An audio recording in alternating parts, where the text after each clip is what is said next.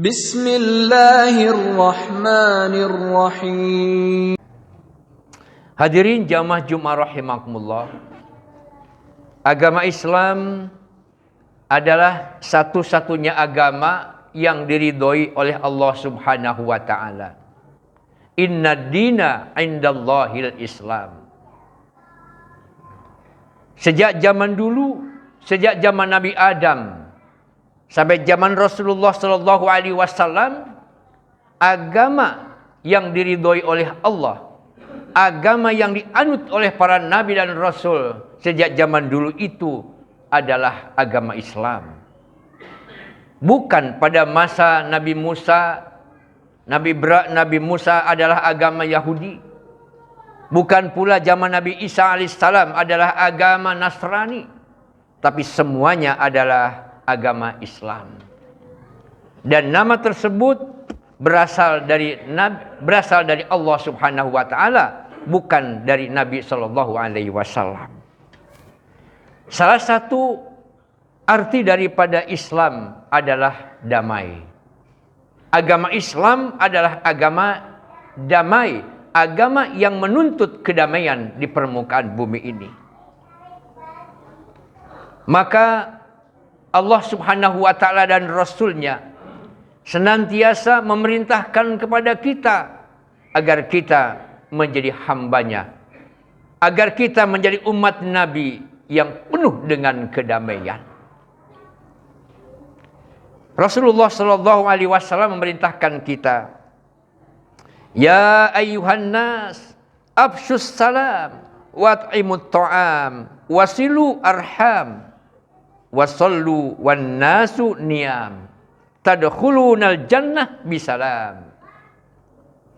Wahai manusia, sebarkanlah salam, berilah makan orang-orang miskin, sambunglah silaturahim, dan salatlah pada saat orang lain sedang terlelap tidur. Maka kamu akan masuk surga dengan penuh kedamaian. Bila kita bertemu dengan saudara kita yang seagama, maka ucapkanlah salam kepadanya. Nabi sallallahu alaihi wasallam menegaskan, idza laqitahu fasallim alaihi. Apabila kamu bertemu dengannya, maka ucapkanlah salam kepadanya. Suatu hari seorang laki-laki bertanya kepada Nabi sallallahu alaihi wasallam tentang perbuatan yang paling baik di dalam agama Islam. Maka Nabi sallallahu alaihi wasallam menjawab, tut'imut ta'am wa taqra'us salam ala man arafta wa man lam ta'rif. Nabi sallallahu alaihi wasallam menjawab, perbuatan yang paling baik dalam Islam adalah memberikan makan kepada orang fakir miskin dan mengucapkan salam baik kepada orang yang engkau kenal ataupun orang yang tidak engkau kenal. Demikian juga kalau kita masuk rumah, adalah kita mengucapkan salam. Ya bunayya, idza dakhalta ala ahlika fasallim takun barakatan alaik wa ala ahli baitik. Wahai anakku, jika kamu masuk rumah keluargamu, berikanlah salam kepada penghuninya. Sebab salam itu akan membawa kepada keberkahan kepadamu dan kepada penghuni rumahmu. Termasuk kita masuk rumah kita, ucapkanlah salam. Maka insya Allah keluarga itu penuh dengan keberkahan dari Allah Subhanahu wa ta'ala. Sebagaimana diperintahkan oleh Allah Subhanahu wa ta'ala di dalam Al-Quran. Ya ayyuhalladzina amanu la tadkhulu buyutan ghaira buyutikum hatta tasta'nisu wa tusallimu ala ahliha. Wahai orang-orang yang beriman, janganlah kamu memasuki rumah yang bukan rumahmu sebelum meminta izin dan memberi salam kepada penghuninya.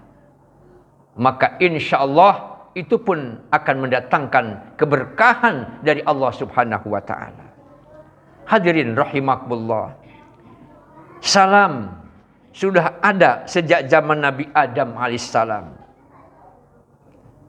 Diriwayatkan sesudah Allah Subhanahu wa ta'ala selesai menciptakan Adam alaihissalam, ia menyuruh Adam supaya menemui para malaikat untuk mengucapkan salam kepada mereka. Allah berfirman kepada Adam, "Wahai Adam, dengarkanlah jawaban salam mereka. Sesungguhnya itu adalah sebagai penghormatan bagimu dan bagi keturunanmu." Maka Adam menemui para malaikat seraya memberikan salam, "Assalamualaikum." Para malaikat pun menjawabnya, "Assalamu alaika warahmatullah." Hadis riwayat Al-Bukhari dan Muslim. Dalam peristiwa Isra Mi'raj, ketika Nabi Shallallahu Alaihi Wasallam menghadap Allah untuk menerima perintah solat yang 5 waktu, Nabi Shallallahu Alaihi Wasallam mendapatkan salam dari Allah Subhanahu Wa Taala. "Assalamu alayka ayyuhan nabi wa rahmatullahi wa barakatuh." Lalu Nabi Shallallahu Alaihi Wasallam menjawabnya, "Assalamu alayna wa ala ibadillahis salihin." Salam dari Allah Subhanahu wa ta'ala, dan jawabannya dari Nabi Shallallahu Alaihi Wasallam ini kemudian diabadikan oleh Islam di dalam bacaan solat, yaitu ketika bertasyahud atau tahiyat. Maka hendaklah kita menyebar luaskan di antara kita di dalam kehidupan sehari-hari. Sebab salam adalah doa, doa keselamatan, doa rahmat dan keberkahan untuk kita semuanya. Bahkan membaca salam di akhir solat adalah termasuk rukun daripada solat itu. Assalamualaikum warahmatullahi wabarakatuh. Sambil menghadap ke kanan. Assalamualaikum warahmatullahi wabarakatuh. Sambil kemudian menengok ke arah kiri. Itu menunjukkan penyebaran salam dan doa untuk semua orang yang ada di sekeliling kita. Memberi salam itu hukumnya sunnah, sedangkan menjawabnya adalah wajib. Dalam menjawab salam, adalah kita menjawab yang lebih baik daripada ucapan salam orang yang memberikan salam. Setidaknya atau paling tidak sama dengan orang yang memberikan salam. Di dalam Al-Quran Allah menegaskan, "Wa idza huyyitum bi tahiyyatin fahayyu bi ahsana minha aw rudduha. Innallaha kana ala kulli syai'in hasiba." Apabila kamu dihormati dengan suatu penghormatan, maka balaslah penghormatan itu dengan yang lebih baik, atau balaslah dengan yang serupa. Sesungguhnya Allah memperhitungkan segala sesuatu. Misalnya apabila ada orang yang berikan salam kepada kita, "Assalamualaikum," maka jawablah, "Waalaikumsalam warahmatullahi wabarakatuh." Kita tambahkan wabarakatuh. Ada yang memberikan salam kepada kita, "Assalamualaikum warahmatullahi wabarakatuh," maka tambahlah "Waalaikumsalam warahmatullahi wabarakatuh." Demikian seterusnya, setidaknya sama penghormatan kita dengan apa yang diberikan oleh orang lain kepada kita. Lalu dilihat dari segi siapa yang harus terlebih dahulu memberikan salam. Maka apa yang dianjurkan oleh Nabi Shallallahu Alaihi Wasallam, orang yang berkendaraan memberi salam terlebih dahulu kepada yang jalan kaki. Orang yang jalan kaki memberikan salam terlebih dahulu kepada orang yang sedang duduk. Dan rombongan yang kecil memberikan salam kepada rombongan yang lebih besar. Hadis riwayat Bukhari dan Muslim. Dalam riwayat lain ditegaskan, dan anak kecil memberikan salam kepada yang lebih besar. Tetapi hadirin yang berbahagia, di dalam praktiknya kita tidak perlu mempersoalkan siapa yang harus lebih dahulu memberikan salam. Karena sebenarnya orang yang memberikan salam terlebih dahulu, kedudukannya jauh lebih tinggi daripada orang yang menjawab salam. Inna aulan nasi billah man bada'ahum bis salam. Sesungguhnya manusia yang paling utama di sisi Allah adalah orang yang lebih dahulu memberikan salam. Hadirin rahimakumullah. Salam kepada, tentu yang diberikan tadi adalah kepada sesama seagama. Lalu bagaimanakah kepada non-muslim? Tentu sangat berbeda. Kenapa? Karena salam ini adalah salam yang kaitannya dengan ideologi agama kita. Yang pertama, kita dilarang mendahului memberikan salam kepada non-muslim. Nabi Shallallahu Alaihi Wasallam menegaskan, la tabda'ul yahuda walan nasara bis salam. Janganlah kamu mendahului orang Yahudi dan Nasrani dengan membaca salam. Hadis riwayat Imam Muslim.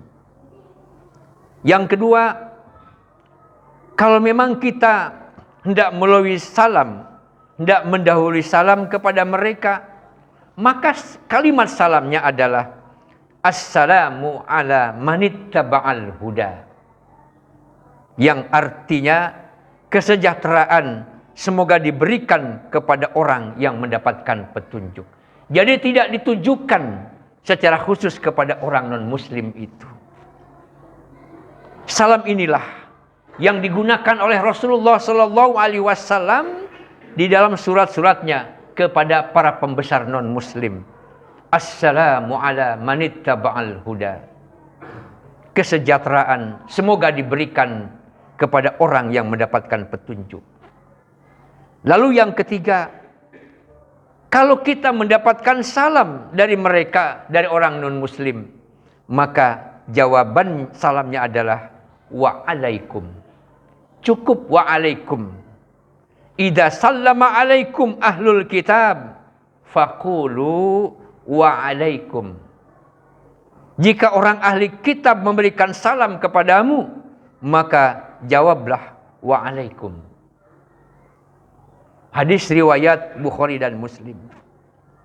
Lalu yang keempat, kalau kita menghadapi suatu majlis campuran yang terdiri dari orang Islam dan non-muslim, maka disunahkan untuk memberikan salam, yaitu salam Islam yang dalam hati kita ditujukan kepada orang muslim. Kita boleh berdoa, tetapi kita tidak boleh mendoakan orang kafir dengan keselamatan, kecuali doa itu adalah doa semoga Allah Subhanahu wa taala memberikan petunjuk kepada mereka. Di dalam Al-Qur'an pun ditegaskan, wala tusalli ala ahadim minhum mata abada wala taqum ala qabri innahum kafaru billahi wa rasulih wa matu wa hum fasiqun. Dan janganlah kamu sekali-kali menyembayangkan, mensolatkan jenazah seseorang yang mati untuk selamanya di antara mereka. Yang dimaksud mati untuk selamanya adalah mati di dalam kekafiran. Dan janganlah kamu berdiri, maksudnya mendoakan. Dan janganlah kamu berdiri di kuburannya. Mengapa berdiri? Karena Rasulullah Shallallahu Alaihi Wasallam apabila ada orang yang meninggal dunia, kemudian turut menguburkannya, Rasulullah sambil berdiri berdoa untuk ahlul mayat itu. Sesungguhnya mereka telah kafir kepada Allah dan Rasul-Nya dan mereka mati dalam keadaan fasik. Inilah ayat yang menegaskan bahwa sebenarnya kita tidak boleh mendoakan orang kafir dengan doa keselamatan dan juga tidak boleh mensolatkan orang-orang kafir yang meninggal dunia. Semoga Allah Subhanahu wa taala senantiasa memberikan petunjuk kepada kita, petunjuk yang benar, kepada jalan yang lurus, jalan yang diridhoi oleh Allah Subhanahu wa taala. Dan mari sebarkanlah salam kepada